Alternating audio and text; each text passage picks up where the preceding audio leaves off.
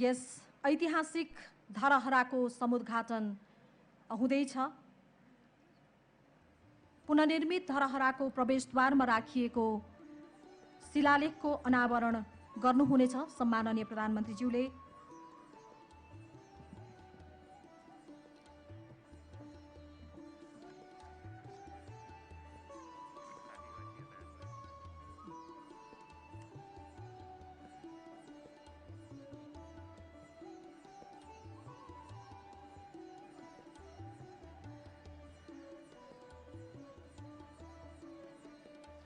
र यो पुनर्निर्मित धरहराको विशेषतालाई हामीले हेर्ने हो भने बाहिरबाट हेर्दा यो धरहरा 11 तलाको देखिए पनि भित्र जमिन मुनि पनि 2 तलाको भूमिगत संरचना रहेको छ र जमिनमाथि भुइँतला सहित 23 तल्ला हुनेछ र यसरी समग्रमा हेर्दाखेरि धरहरा 25 तल्लाको हुनेछ भूमिगत संरचना सहित। र हामीले देखिरहेका छौं यति बेला सम्माननीय प्रधानमन्त्री केपी शर्मा ओलीज्यूले धरहराको प्रवेशद्वारमा राखिएको शिलालेखको अनावरण गर्दै हुनुहुन्छ।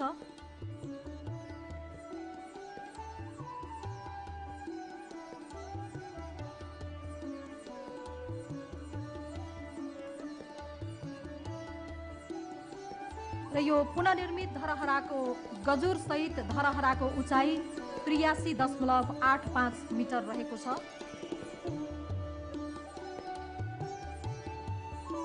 धरहरा भित्र 2वटा लिफ्ट एक पटकमा 10 जनाले मात्रै यात्रा गर्न। अब यहाँ त क्लोज त हुँदैन होला। यसबाट त्यहाँ ड्रोन छ के धेरै ड्रोन छ त्यही भएर व्यक्तिहरूलाई पनि धरहरामाथिको पहुँचमा विश्वास लिएका छौं र साथमा अर्को वैकल्पिक फलामको भर्याङ पनि रहेको छ र हामीले देखिरहेका छौं।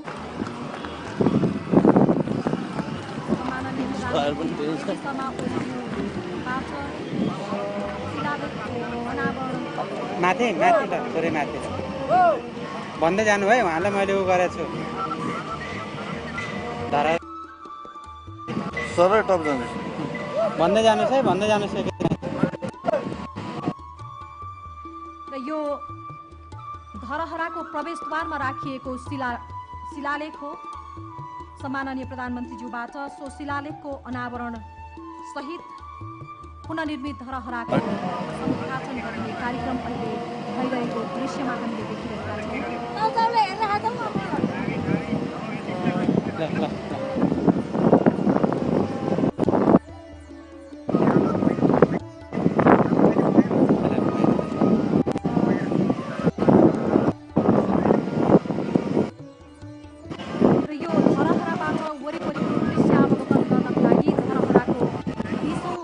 बाहिर 2.5 मिटर चौडाइको बारदलीको निर्माण गरिएको छ।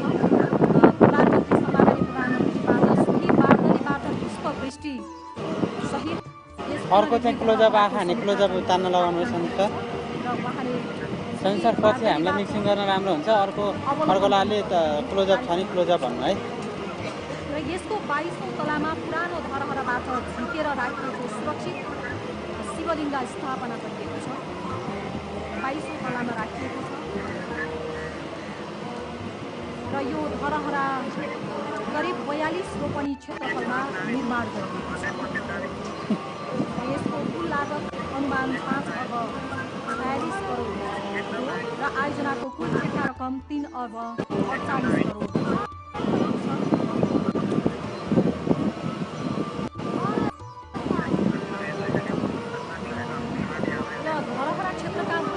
संरचनाहरूमा 2 तले भूमिगत संरचना सहितको धरहरा सँगसँगै 3 तले भूमिगत पार्किङ पनि व्यवस्था गरिएको छ र एउटा अर्ध भूमिगत सहित 4 तले भूकम्प र प्रसार सम्बन्धी सङ्ग्रहालय पनि यहाँ निर्माण गरिएको छ र फुड कोर्टको पनि व्यवस्था गरिएको छ।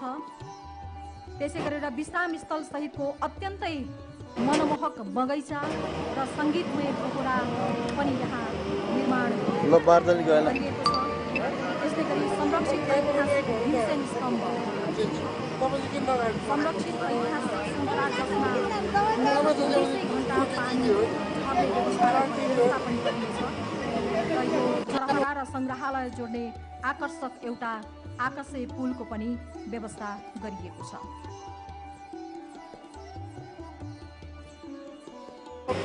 र हामीले देखिरहेका छौँ यो धरहराको एउटा पछाडिपछि पुरानो धरहरा र सो धरहरा जुन क्षतिग्रस्त बनेको थियो सो धरहरालाई संरक्षण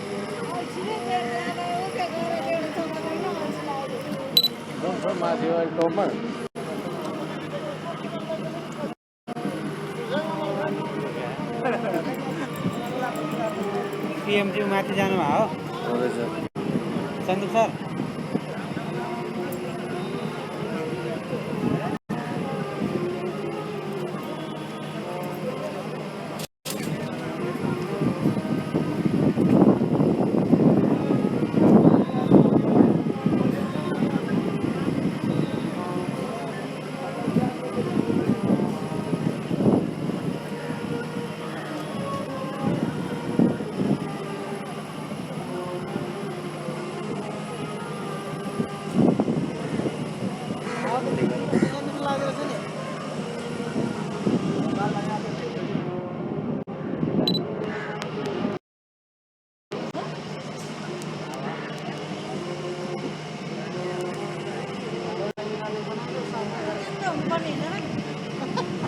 ठिक छ होइन हाम्रो मात्रै हो क्या माथि हेर्नु मात्रै हुन्छ।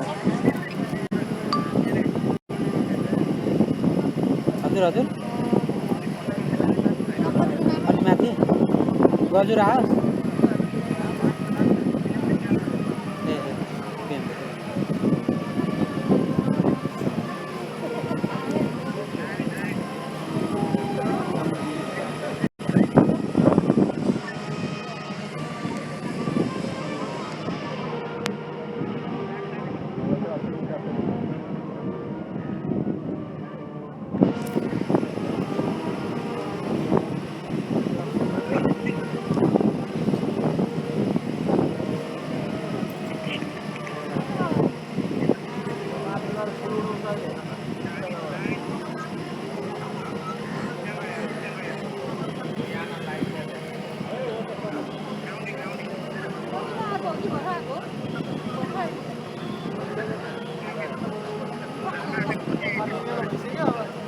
हजुर हजुर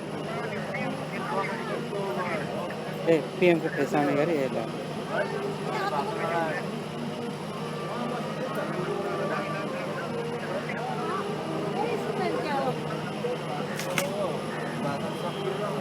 वाकिटाकी लिएर आउने बिर्सेको सर वाकिटाकी थियो।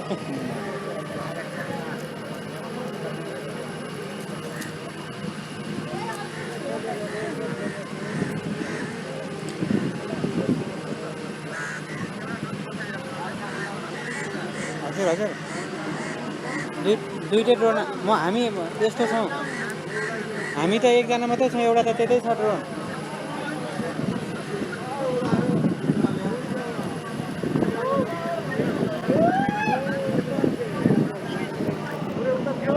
क्या अरे फुल फाले जस्तो छ है फुल फाले आइस हेर्दै फुल फाले आइस हेर्दै उद्घाटन सम्पन्न भएको छ। सम्माननीय प्रधानमन्त्री केपी शर्मा ओलीजीबाट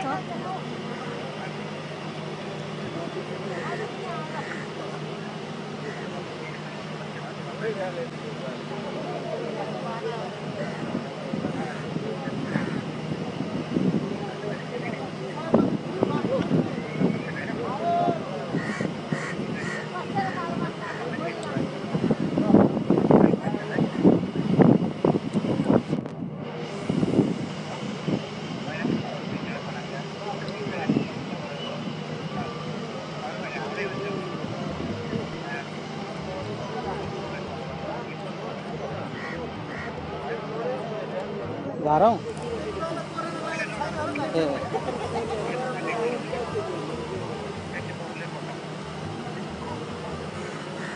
र हामीले यो धरहराको ऐतिहासिक विशेषतालाई हेर्नुपर्दा काठमाडौँ उपत्यकाको मध्यभागमा अवस्थित उच्च धरहर महारानी धरहरा एवं भीमसेन स्तम्भका नामले पनि र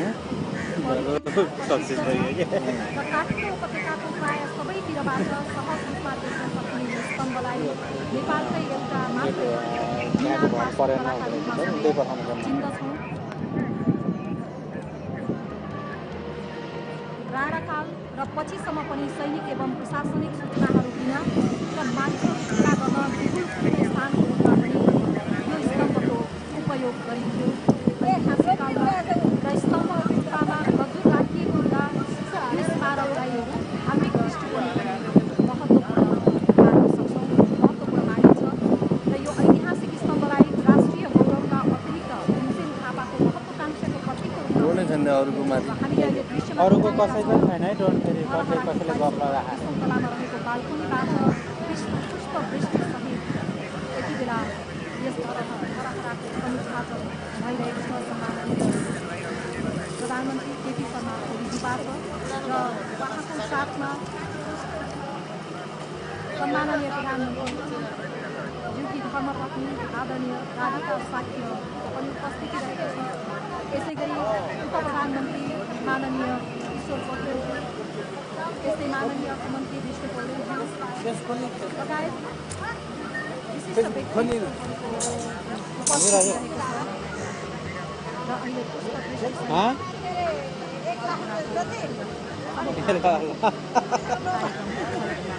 अडियो जाला है बुढा फेरि हाम्रै अडियो जाला अडियो म्युट गराउनु है हाम्रो अडियो म्युट गराउनु है फेरि हाम्रै अडियो जाला बुढा।